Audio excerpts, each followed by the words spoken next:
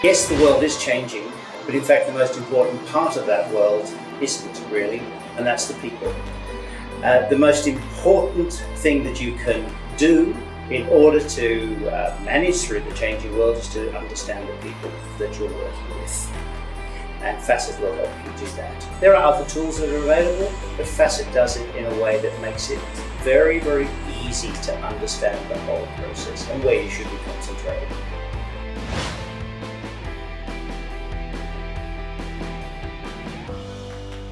Okay, what can we expect in terms of updates? The whole point of Facet right from the beginning was to make it accessible to people. And what we are doing now and will continue to do is to make it more and more accessible. We do that by finding ways of making things easier to interpret, easier to understand. One of the areas we're concentrating a lot is looking across different cultures. Is a Brazilian with high energy the same as a Dutchman with high energy? Is it the same? And that's not an easy question. And it's one that's the sort of thing we're looking at to try and give that information out to people.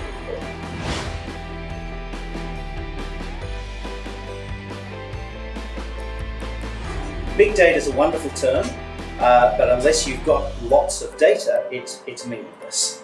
So we are lucky now that we've been working with Facet for 25 years. We have built a very solid database, research database, and that's what is starting to give us the information that is helpful here. There is a process called ASA theory, attraction, selection, attrition theory, and what that does is it shows you how organizations slowly build their cultures. What kind of people do they attract? What do they select?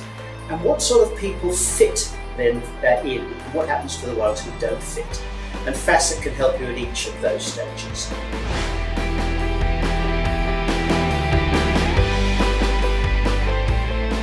I think there are two parts to that. One is to have confidence in the data. Even if you think there's something different between the way you see the person and what is showing through there, this may seem hard to believe. Trust the data. It's probably right. The second thing is, once you've come to trust the data, how do you then turn that into great feedback? Follow a process. We teach you how to follow a process. You may have developed your own, but the one we have is a good, reliable one. But take time to listen to the person. Ask questions of them and let them explain to you how this factor or that factor comes across at work and how it really helps them at work, or maybe it doesn't help them at work. So, two things: trust the information you're given and listen and ask questions around it.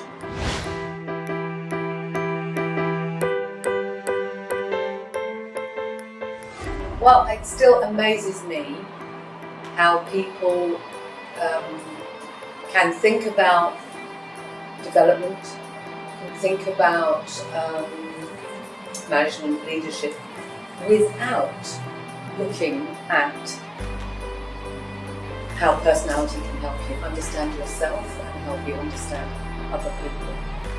And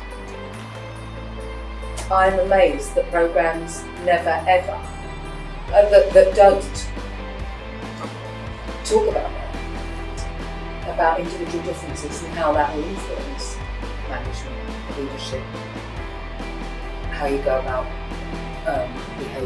behaving in a team, what appeals to you about the role, what doesn't appeal to you about the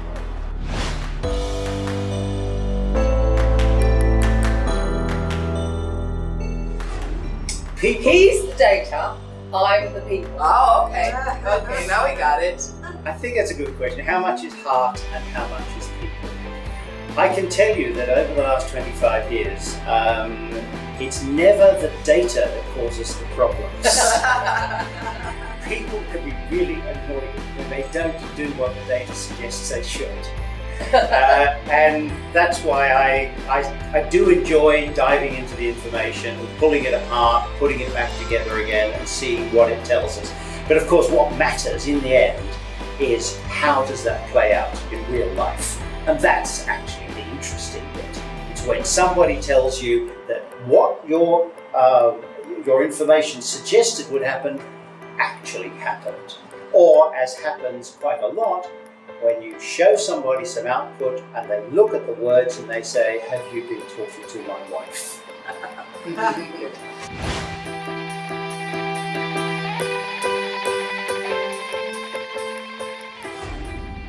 I think when I first came to Brazil, and it was many years ago, somebody said to me that it was great to be here because Brazil had many unique problems. And I was then told these problems are the attraction, selection and retention of high-class people. Well, that's actually exactly the same problem that occurs everywhere else in the world. That's what makes Brazilians similar to everybody else. What makes them different is there is an intensity about them. We see that because Brazilians are higher on emotionality. There's not many laid-back, super cool Brazilians. Most of them care and feel things, and that's what you see.